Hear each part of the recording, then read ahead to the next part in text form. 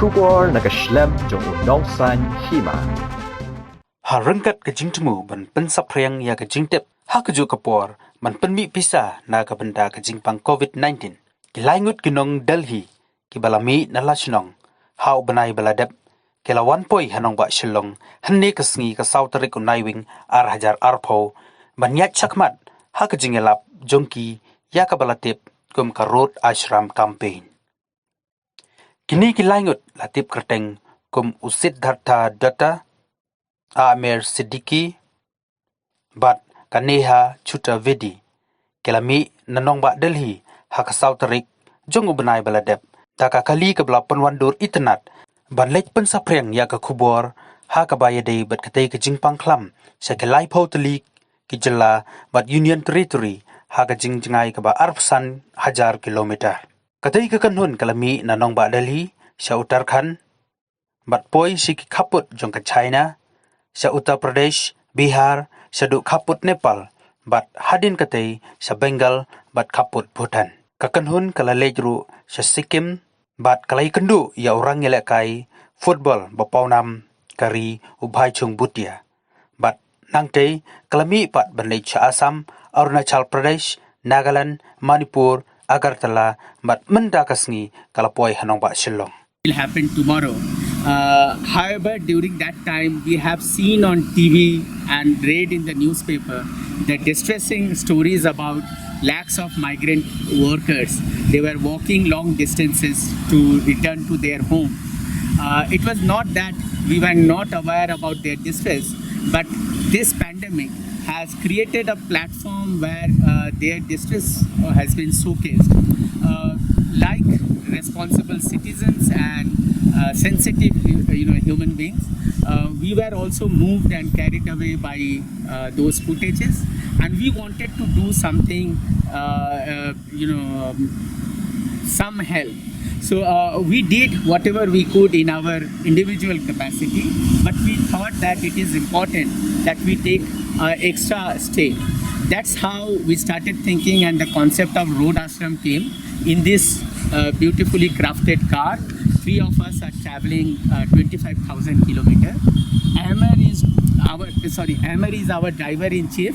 He is driving all the the entire journey. We are traveling 25,000 kilometers, crossing 30 states and union territories, and we started on 4th of October. We are traveling along the India's borders. So from Delhi we moved to Uttarakhand, touched the China border. Then UP, Bihar, we touched Nepal border. We moved to Bengal, and over there we touched the Bhutan border. And from there we went to Sikkim. We are engaging eminent people. We met with Baichung Bhutia. We went to Assam, Arunachal Pradesh, Nagaland, Manipur, and Agartala. And today we are in Shilllong, in your beautiful Meghalaya. From here we have another 18 states, and we have little more than 1 month to cover all these states.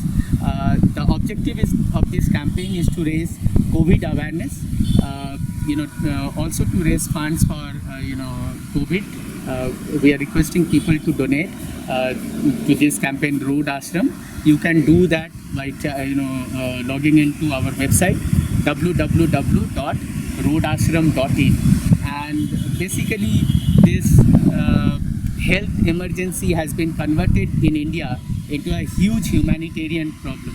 So we are speaking with people from different walks of life and trying to find out how COVID has changed their life, how COVID has impacted their life, and doing a documentation of all this.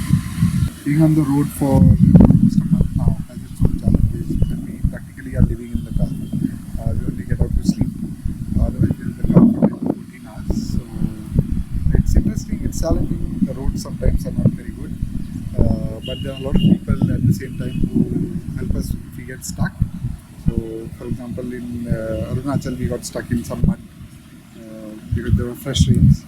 People decided to help us without us even asking them. So it also and the people that we meet on the journey are very, very warm, very kind.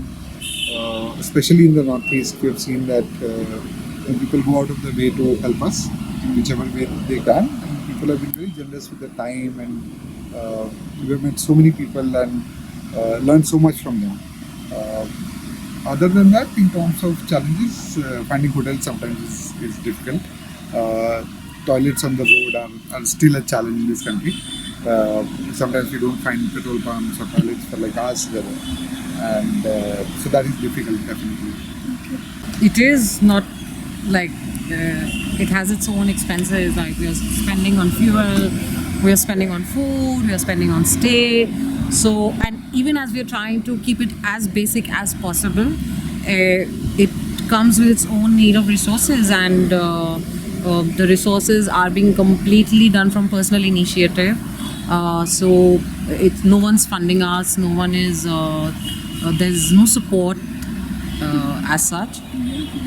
So yeah, it has a decent amount of, and these both men are very, very caring. They make sure that I'm comfortable. They make sure that if the challenges I face, they are helping me out. As a woman, I won't talk about as a woman, but I think Road Ashram has become a very interesting place for me to deal with my mental health, because I'm a mental health patient. So being on the road and this journey is teaching me a lot. It's taking me out of my head and it's exposing me to others. Talking to people is very energizing. I'm seeing how much of our nation is greens, and when one defines what a nation is, one never says that, oh, my country is trees, my country is rivers, and that is perhaps why our environment is in such a state.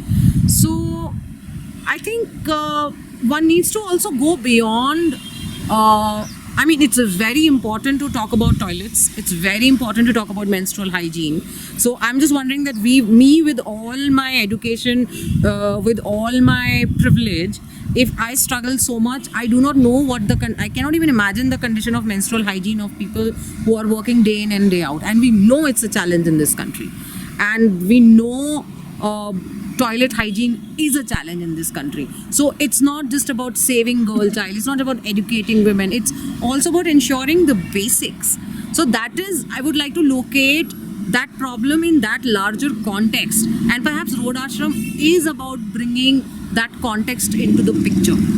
But as by and large, one also needs to locate these as larger issues, and I would also like to be perceived as someone more than just a woman. So another challenge which comes is that everyone imagines that I'm someone's wife or sister, one of theirs, which is like, hello, because we don't have a culture where women take road trips and where they're traveling with men who are not related to them directly, and they can't imagine good friendships, they can't imagine professional relations between people of the opposite sex. So it's a very interesting milieu, and Road Ashram is becoming that sort of educational ground to discuss and talk about and bring all these things out on the surface.